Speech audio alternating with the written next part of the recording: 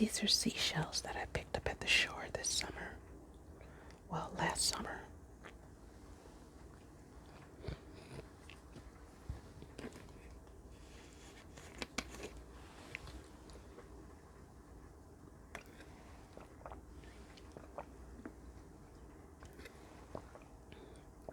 No, this is not sponsored. I'm just thirsty. But I do like to show what I'm drinking.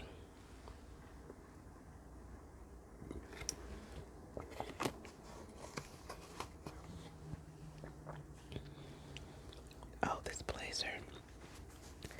Isn't it nifty? It's from the Salvation Army. Probably less than $10. And it fits beautifully.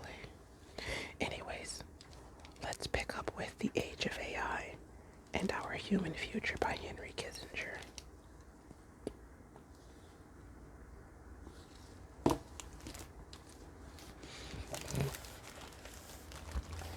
To manage AI, strategists must consider how it might be integrated into a responsible pattern of international relations.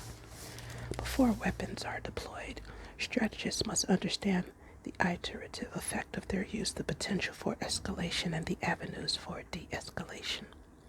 A strategy of responsible use complete with restraining principles is essential. Policymakers should endeavor to simultaneously address armament defensive technologies and strategies together with arms control rather than considering them as chronologically distinct and functionally antagonistic steps. Doctrines must be formulated and decisions must be made in advance of use. What then will be the requirements of restraint? The traditional imposition of restraint on capability is an obvious point of departure. During the Cold War, the approach marked some progress, at least symbolically. Some capabilities were restricted, warheads, for example. Others, such as categories of intermediate range missiles, were banned outright. But neither restricting AI's underlying capabilities nor restricting their number would be wholly compatible with the technology's widespread civilian use and continual evolution. Additional restraints will have to be studied, focusing on AI's learning and targeting capabilities. In a decision that has partly foreseen this challenge, the United States has distinguished between AI-enabled weapons, which make human-conducted war more precise, more lethal, and more efficient, and AI weapons which make lethal decisions autonomously from human operators. The United States has declared its aim to restrict use. To the first category, it aspires to a world in which no one, not even the United States itself, possesses the second. This distinction is wise. At the same time, the technology's ability to learn and thus evolve could render restrictions on certain capabilities insufficient. Defining the nature and manner of restraint on AI-enabled weapons and ensuring restraint is mutual will be critical. In the 19th and 20th centuries, nations evolved restrictions on certain forms of warfare, the use of chemical weapons, for example, and the disproportionate targeting of civilians, as AI weapons make vast new categories of activities possible or render old forms of activities newly potent. The nations of the world must make urgent decisions regarding what is compatible with concepts of inherent human dignity and moral agency. Security demands anticipation of what is coming, not merely reaction to what already exists. The dilemma posed by AI-related weapons technology is that keeping up research and development is essential for national survival. Without it, we will lose commercial competitiveness and relevance. But the proliferation inherent in the new technology has so far thwarted any attempt at negotiated restraint, even conceptually. An old quest in a new world. Each major technologically advanced country needs to understand that it is on the threshold of a strategic transformation as consequential as the advent of nuclear weapons, but with effects that will be more diverse, diffuse, and unpredictable. Each society that is advancing the frontiers of AI should aim to convene a body at a national level to consider the defense and security aspects of AI and bridge the perspectives of the varied sectors that will shape AI's creation and deployment. This body should be entrusted with two functions: to ensure competitiveness with the rest of the world and concurrently to coordinate research on how to prevent or at least limit unwanted escalation or crisis. On this basis, some form of negotiation with allies and adversaries will be essential. The paradox of an international system is that every power is driven to act, indeed must act to maximize its own security. Yet to avoid a constant series of crises, each must accept some sense of responsibility for the maintenance of general peace. And this process involves a recognition of limits. The military planner or security official will think, not incorrectly, in terms of worst-case scenarios and prioritize the acquisition of capabilities to meet them. The statesman, who may be one and the same, is obliged to consider how these capabilities will be used and what the world will look like afterward. In the AI age, long-held strategic logic should be adapted. We will need to overcome or at least moderate the drive toward automaticity before catastrophe ensues. We must prevent AIs operating faster than human decision makers from undertaking irretrievable actions with strategic consequences. Defenses will have to be automated without ceding the essential elements of human control. Ambiguity inherent in the domain combined with the dynamic emergent qualities of AI and the ease of dissemination will complicate assessments. In earlier eras, only a handful of great powers or superpowers bore responsibility for restraining their destructive capabilities and avoiding catastrophe. Soon, proliferation may lead to many more actors assuming a similar task. Leaders of this era can aspire toward 6 primary tasks in the control of their arsenals, with their broad and dynamic combination of conventional, nuclear, cyber, and AI capabilities. First, leaders of rival and adversarial nations must be prepared to speak to one another regularly, as their predecessors did during the Cold War, about the forms of war they do not wish to fight.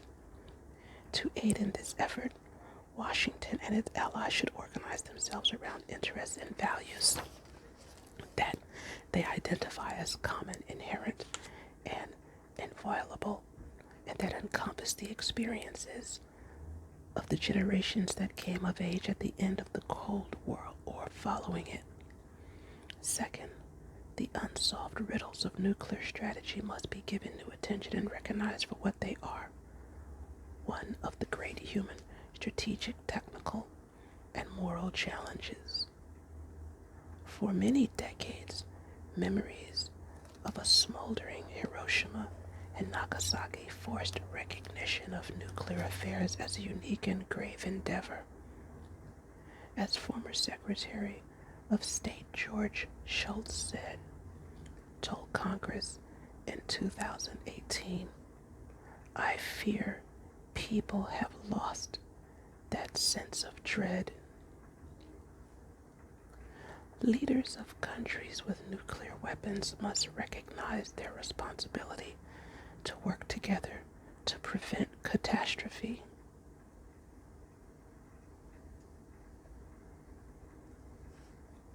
Third, leading cyber and AI powers should endeavor to define their doctrines and limits, even if not all aspects of them are publicly announced, and identify points of correspondence between their doctrines and those of rival powers.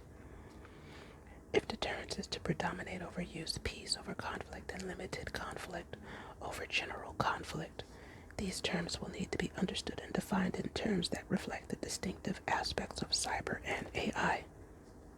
Fourth, Nuclear weapons states should commit to conducting their own internal reviews of their command and control and early warning systems.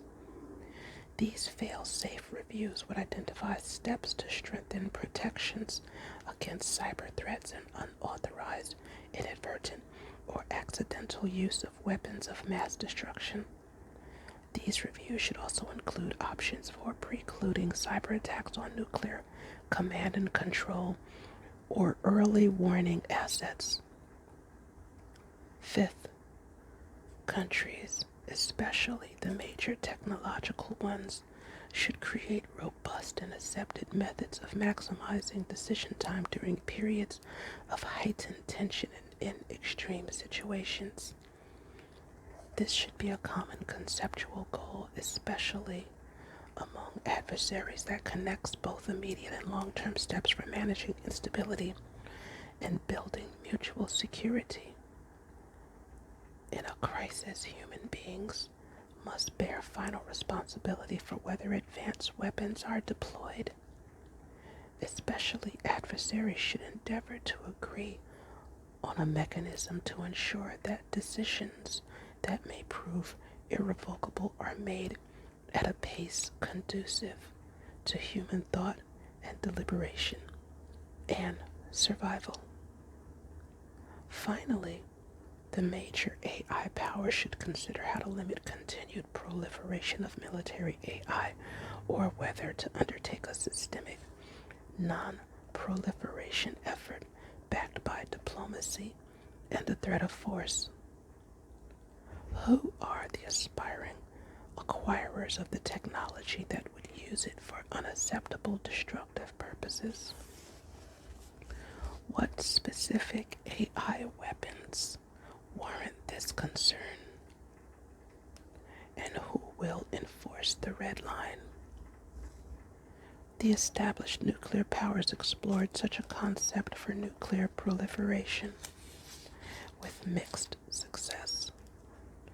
If a disruptive and potentially destructive new technology is permitted to transform the militaries of the world's most inveterately hostile or morally unconstrained governments, strategic equilibrium may prove difficult to attain and conflict then uncontrollable. Due to the dual use character of most technologies, of most AI technologies, we have a duty to our society to remain at the forefront of research and development. But this will equally oblige us to understand the limits. If a crisis comes, it will be too late to begin discussing these issues. Once employed in a military conflict, the technology's speed all but ensures that it will impose results at a pace faster than diplomacy can unfold.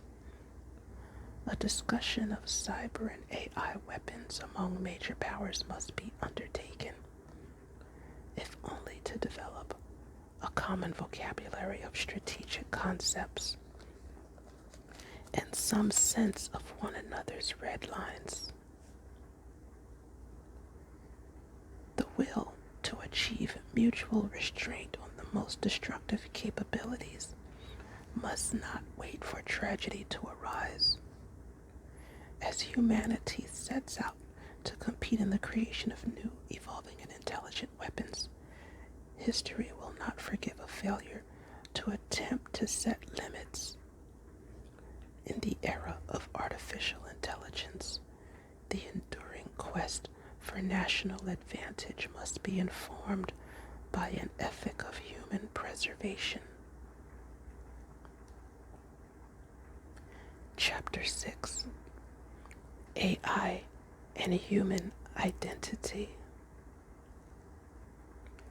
In an age in which machines increasingly perform tasks only humans used to be capable of, what then will constitute our identity as human beings? As previous chapters have explored, AI will expand what we know of reality. It will alter how we communicate, network, and share information. It will transform the doctrines and strategies we develop and deploy. when we no longer explore and shape reality on our own, when we enlist AI as an adjunct to our perceptions and thoughts, how will we come to see ourselves and our role in the world? How will we reconcile AI with concepts like human autonomy and dignity?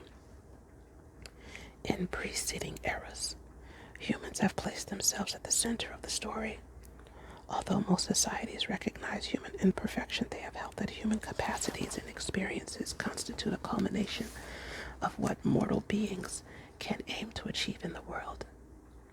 Indeed, they have celebrated individuals who have exemplified pinnacles of the human spirit, illustrating how we wish to see ourselves. These heroes have varied across societies and across eras.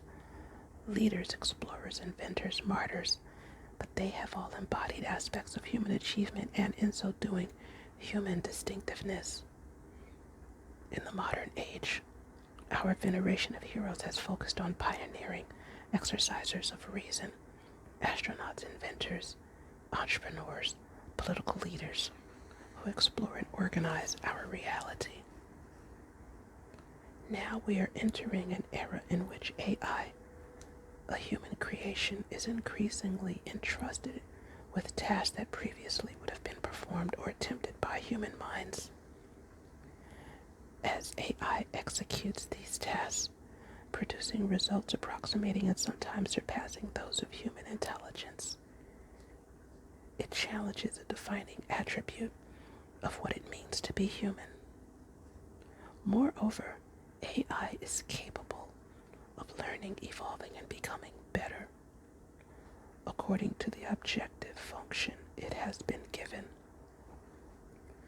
This dynamic learning permits AI to achieve complex outcomes that were, until now, the preserve of humans and human organizations. With the rise of AI, the definitions of the human role, human aspiration, and human fulfillment will change. What human qualities will this age celebrate? What will its guiding principles be? To the two traditional ways by which people have known the world, faith and reason, AI adds a third. This shift will test and in some instances transform our core assumptions about the world and our place in it. Reason not only revolutionized the sciences, it also altered our social lives, our arts, and our faith. Under its scrutiny, the hierarchy of feudalism fell, and democracy, the idea that reasoning people should direct their own governance, rose. Now AI will again test the principles upon which our self-understanding rests. In an era in which reality can be predicted, approximated, and simulated by an AI that can assess what is relevant to our lives, predict what will come next, and decide what to do, the role of human reason will change. With it, our sense of our individual and societal purposes will change too. In some areas, AI may augment human reason. In others, AI may prompt in humans the feeling of being tangential to the primary process governing a situation.